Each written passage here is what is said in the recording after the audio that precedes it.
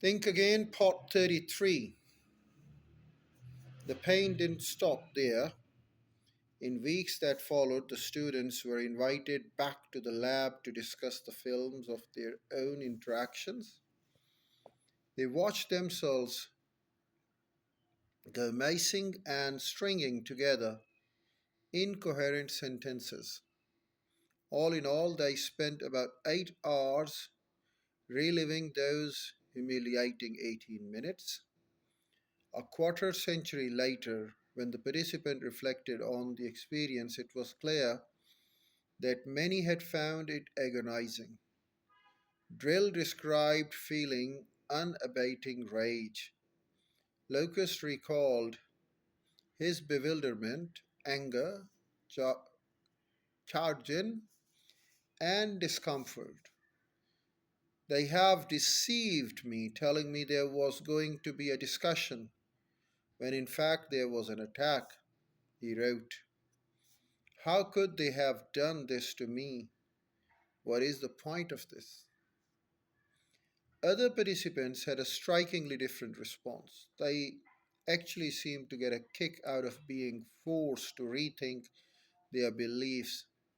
Some may have found the experience mildly discomforting in their cherished, and in my case at least, sophomoric philosophies were challenged in an aggressive manner. One participant remembers, but it was hardly an experience that would blight one for a week, let alone a life. Another described the whole series of events as highly agreeable. A life went so far as to call it fun. Ever since I first read about the participants who reacted enthusiastically, I've been fascinated by what made them tick. How did they manage to enjoy the experience of having their beliefs revis- reviscated? And how can the rest of us learn to do the same?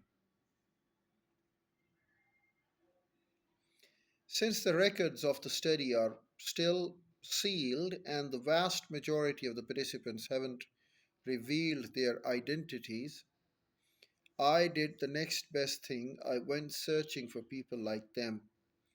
I found a Nobel Prize winning scientist and two of the world's top election forecasters. They aren't just comfortable being wrong, they actually seem to be thrilled by it. I think they can teach us something about how to be more graceful and accepting in moments when we discover that our beliefs might not be true. The goal is not to be wrong more often. It is to recognize that we're all wrong more often than we'd like to admit. And the more we deny it, the deeper the hole we dig for ourselves. Well, how to acquire wisdom? When we say how to acquire wisdom, number one, I live. Number two, I make mistakes. Number three, I learn from my mistakes.